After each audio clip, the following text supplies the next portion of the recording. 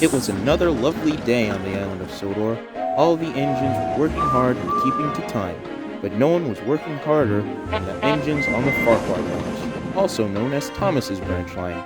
Thomas loved working on his branch line no matter what job he was given, but his favorite job was taking passengers down the line with his two coaches, Annie and Clarabelle. He couldn't see himself doing anything else. One day, Sir Topham Hatt came to the engines with unfortunate news. It has been reported that a flood has occurred in the quarry, and it will take a while to clear the area, said Sir Topham Hatt. Furthermore, it has been said that some of the track and stations on the branch have started to fall into disarray. Because of this, the branch line will need to undergo maintenance. How long will the maintenance take, sir? Quizzed Thomas with worry in his voice. I believe it would take a couple of weeks before the branch line will reopen, he boomed. What will we be doing in the meantime, sir? Asked Percy. I will assign you different jobs until the branch's maintenance is complete. Percy, you will be working on the Little Western with Duck and Oliver. Toby, you will work with Edward on the Brendam branch line. He then turned to Thomas. Thomas, you will be working in the shunting yards near the big station, the Fat Controller finished. You will all be doing these jobs until the branch's maintenance is complete. Yes, sir, said the engines in unison. As Thomas left for the shunting yards, he felt very let down that he couldn't do the thing he loved the most. But he did enjoy shunting in the yards occasionally, and he was excited to see some of his friends. But when he got to the yard, he was surprised at what beheld him.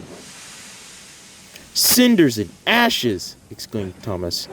This place is a mess. What happened here? Thomas soon heard puffing. It was Stanley. He looked tired, but he was relieved to see another engine.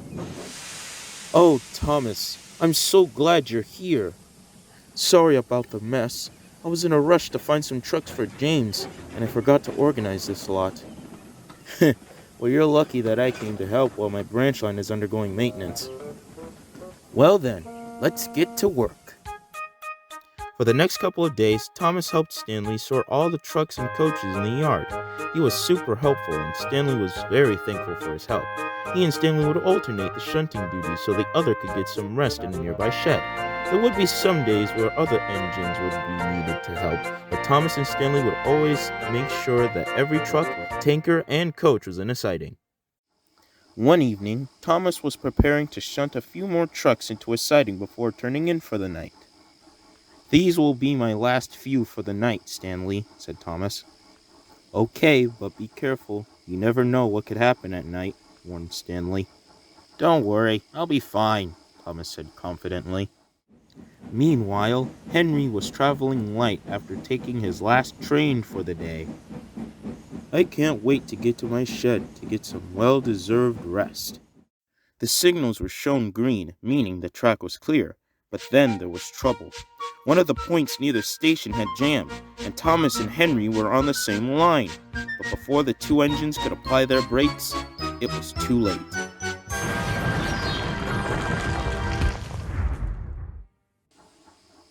Luckily, no one was hurt, but Henry and a couple of Thomas's trucks were off the rails. Even though it wasn't his fault, Thomas couldn't help but feel guilty. The next morning, the breakdown gang was called and started to clean up the mess. Sir Topham Hatt spoke with Thomas. How on earth did this happen? Quizzed the Fat Controller. I wasn't looking where I was going, and I wasn't aware that Henry was on the same line as me. I'm sorry, sir, Thomas said meekly. It's not entirely your fault, Thomas. We found out that the cause of this was a points failure.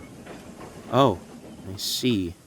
After the mess has been cleaned up, I need you to head to Whiff's Wastedump. The Wastedump? Why? Unfortunately, your branch line is still undergoing maintenance, so I will have you work at various locations until the maintenance is complete.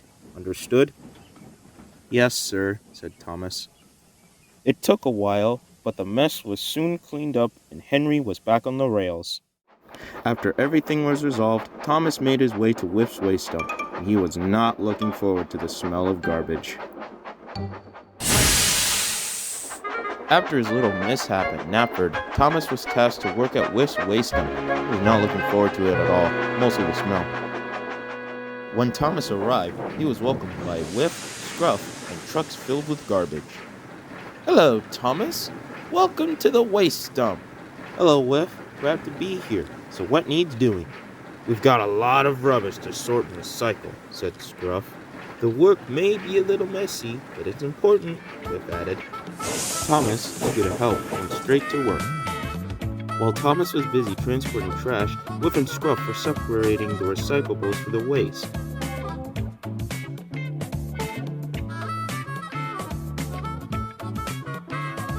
As days went on, Thomas learned more about the waste dump. He saw Whiff and Scruff separated the recyclables from the waste. One afternoon, as Thomas was shunting some trucks, he noticed a weird object sticking out of one of the trucks. Through thorough inspection, the item that Thomas found appeared to be a broken lamp. He took the lamp to Whiff and Scruff to see if it could be fixed. Whiff examined the lamp. It may be old, but it still has potential. We can clean it up and see if it could be reused. Great find, Thomas, cheered Scruff. Reusing items is just as important as recycling. Thomas felt proud of his discovery. Throughout the week, the engines decided to look for some more items that could be recycled. They found items like an old bike frame, a rusty watering can, and a cracked but colorful vase. For each item they found, Whiff and Scruff would find replacement parts to restore them with. One day, Sir Topham Hatt came to check on the progress of the waste dump. I've heard about what you did over the past few weeks, and I must say that I am very proud of all three of you. Thank you, sir, said Whiff. Without Thomas's help, none of this would have been possible. Thanks, Whiff, Thomas said proudly. Now then, Thomas, unfortunately your branch line is still undergoing maintenance, so I will send you over to Brendam Docks to work with Salty and Porter. Yes, sir, said Thomas. Goodbye, Thomas, whistled Whiff. Thanks again for all your help, Scruff said cheerfully. You're welcome, Thomas whistled back and puffed away. As Thomas headed for the docks, he learned that even the dirtiest of jobs were crucial in making Sodor a better and cleaner place. After working at the waste dump for a few weeks, Thomas was making his way to Brendam Docks. On his travels, he met Edward and Toby, who were resting in a nearby shed. Hello, Edward. Hello, Toby, said Thomas. Hello, Thomas, said Edward. What are you doing here? Sir Topham Hatt asked me to work at Brendam Docks with Salty and Porter for a while. I see, said Edward. I'm sure they'll be happy to see you. With that, Thomas whistled goodbye and made his way to the docks. When Thomas arrived, Salty greeted him with a hearty chuckle. Ahoy there, Thomas! It's good to see you again. Porter, who had finished shunting some trucks, came to greet Thomas. We're glad to have you here, Thomas, said Porter. There's a lot of work that needs to be done. We've got ships to unload, crates to sort, and deliveries to make. Well, you're lucky that I came to help while my branch line is undergoing maintenance. Right then, mateys. Let's get to work. As the days went on, the three engines were busy organizing trucks, making deliveries, and shunting trucks for Cranky to load. As they worked, Salty would sing sea shanties and tell tall tales about pirates sailing the open seas. Thomas enjoyed listening to these stories. Porter chuckled at some of them, and Cranky groaned at each one. One night, a ship pulled in with a large delivery. Look alive, engines, shouted Cranky. We've got a large delivery coming in, and we'll need all the trucks and flatbeds you can find. We're on it, Cranky, Thomas called back. Looks like we got our work cut out for us, said Porter. Aye, agreed Salty. We're gonna have to work together to get this job done. Are you ready, Thomas? I'm always ready to be really useful, Thomas said confidently. Throughout the night, the three engines would work tirelessly to bring rolling stock over to Cranky so they could be loaded. After they were loaded, they were shunted into nearby sidings so they could be delivered. As the sun rose over the yard, Sir Topham Hatt arrived to check on the engines. Good morning, engines. The dock foreman told me about your efforts last night, and I must say that I am very impressed with your work ethic.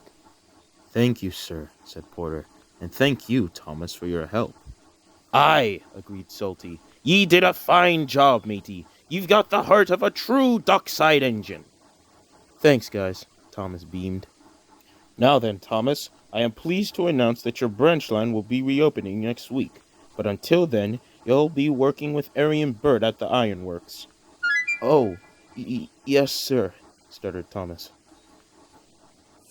After farewells were exchanged, Thomas made his way to the Ironworks at Kildane. He was not looking forward to it at all. As Thomas made his way to the Ironworks, he was dreading having to deal with Arian Burt for a whole week. When he arrived, the Diesel twins were waiting for him. Well, smirked Ari, if it isn't Mr. Number One himself. I'm surprised that old Fat Hat decided to send his prized engineer, said Bert. The twins chuckled while Thomas just rolled his eyes. Later, the yard foreman came to greet Thomas. Hello, Thomas. I've been told that you will be working with us for the week, so your job will mostly be to make sure that the yard is in order. Yes, sir, said Thomas. You can count on me. As for you two, I expect you to be on your best behavior while Thomas is here, which means no tricks and no teasing. Understood? Don't worry, sir, said Ari. We'll be on our best behavior. Yeah, agreed Bert. We'll make sure Thomas is nice and comfortable. Sure. And with that, the yard foreman walked away. Don't worry, Thomas, said Bert. We'll show you how things worked around here. And we promise we won't play any tricks on you, added Ari. Thomas wasn't sure if Ari and Bert were being truthful, but he made sure to keep an eye on them. True to their word, Ari and Bert showed Thomas where the trucks should go and how they should be organized.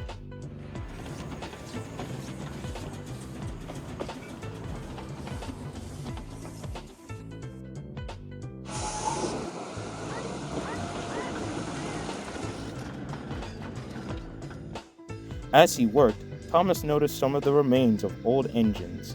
When he saw them, he thought about how useful they were in previous lives, and were thinking of ways how their parts could be used to make something brand new or to repair other engines. But on the other side of the yard, Ari and Bert were coming up with a plan to scare Thomas. Thomas's last day at the Ironworks had finally arrived. He was excited to head back to his branch line. So, you'll be leaving tomorrow, eh? Asked Bert. Yep, I can't wait to get back to where I belong. Well, before you go, Bert and I have prepared something very special for you. Consider it a goodbye gift. Really? What is it? Now, you wouldn't want to spoil the surprise, now, would you? Asked Bert. Well, no. I just hope it's not another one of your tricks. Oh, don't you worry, Thomas. You'll love it, said Ari. I hope so. Later, the yard foreman came with important news. There have been reports of fog coming in later tonight, so I advise that you traverse carefully through the yard. Yes, sir, said the engines. The twins smirked at each other. Their plan to scare Thomas would definitely work with the help of the fog. As the moon rose overhead, the fog began to roll in, making it hard to see. Because of this, the engines had to traverse the yard carefully while using their headlights to see. As Thomas was cautiously shunting, he began to hear ominous noises. What was that? Asked Thomas. His question was soon answered as the source of the noise began to come into view. Though it was hard to see, Thomas could make out the shape of a large tender engine. As the engine moved across the yards, the sounds of creaking and clanking came with every wheel turn, showing how old the engine was. "Hello?" shouted Thomas. "Who's there?" But the sounds of creaking and groaning was the only reply. The engine continued to roam down the line. Then, as if it were magic, it vanished into the fog. Thomas's eyes widened. He couldn't believe what he saw. But little did he know, Harry and Bert were sneaking up behind him. Then, they blew their horns loudly, waking him out of his trance. "Go!" "Worked like a charm," chuckled Harry. What just happened?" Just giving you a good scare is all," laughed Bert. Instead of being cross, Thomas just chuckled. "Well, I have to admit, you got me good. I'm guessing you used that scrap engine as a distraction." The twins were confused. "What scrap engine? You didn't use any scrap engines." "But I saw an engine move across the yard. Surely one of you had caused it to move." "Nah, all we did was sneak up behind you."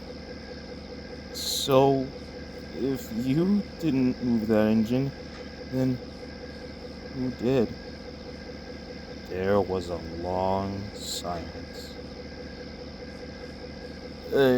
Let's just get back to work, eh?" suggested Harry. "I'm sure it was the fog making you see things." Thomas, a little shaken, reluctantly agreed. The fog soon lifted the next morning. The engines were resting in a shed when the yard foreman came. "Good morning, engines. Thomas, I just got a call from Sir Topham Hatt. He says he'd like to see you at Knapford Station." "Yes, sir," said Thomas. "I can't believe I'm saying this, but it was nice working with you, Thomas," said Harry. "I guess you steamers really are useful," said Bert.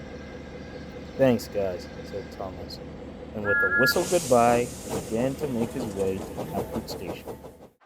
As Thomas made his way to Knapford, he was thinking about the scrap engine he saw last night. Maybe Harry and Bert were playing a trick on him, or maybe he was seeing things. But I guess we'll never know, will we?